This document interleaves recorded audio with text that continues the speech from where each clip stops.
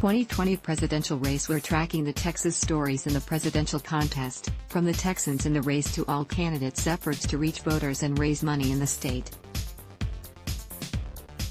We also compiled stories from our archives related to Texans running for president. More in this series. Houston, Democratic presidential candidates Julian Castro and Bernie Sanders pitched their candidacy Saturday to one of the largest Muslim gatherings in the country, earning recognition as the only White House hopefuls to show up and address a voting bloc deeply alienated by President Donald Trump.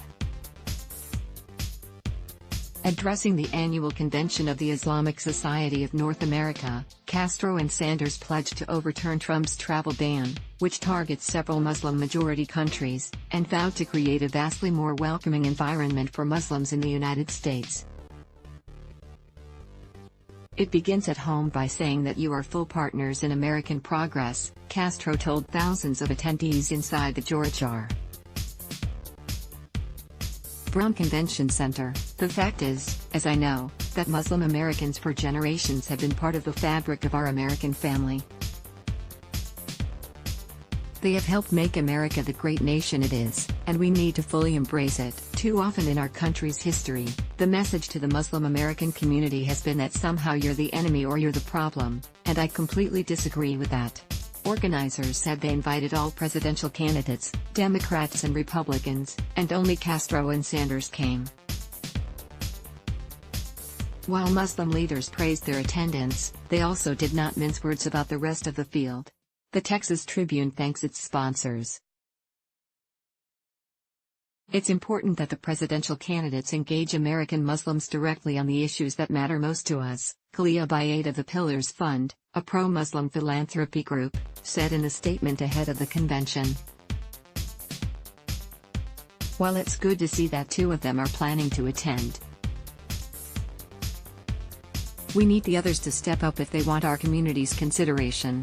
Asked afterward about the light attendance by the 2020 field, Castro would only discuss why he was there, telling reporters he wants to be a president for all Americans and that Muslim Americans are too often otherized. Castro commended Sanders, who was standing nearby, for being here, and "I know that he has a track record of speaking out on many of the issues that we address today."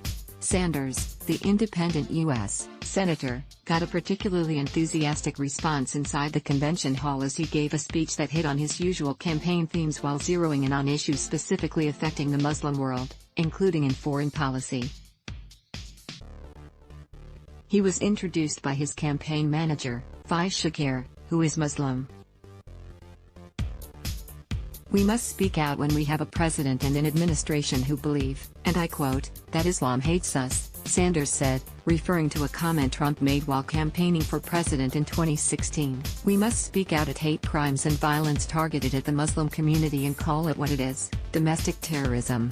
At the same time, Sanders pointed to causes for optimism: the non-Muslims who joined in airport protests against the travel ban and the Muslim who have been elected to Congress under Trump.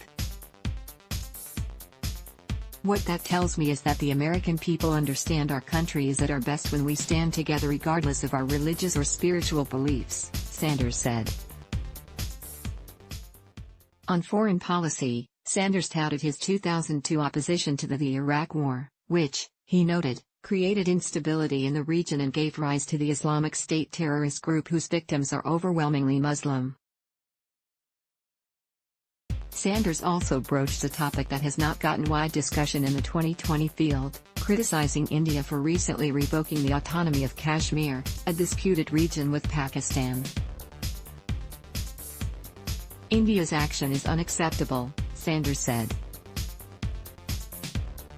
"The communications blockade must be lifted immediately, and the United States government must speak out boldly in support of international humanitarian law and in support of a UN-backed peaceful resolution that respects the will of the Kashmiri people."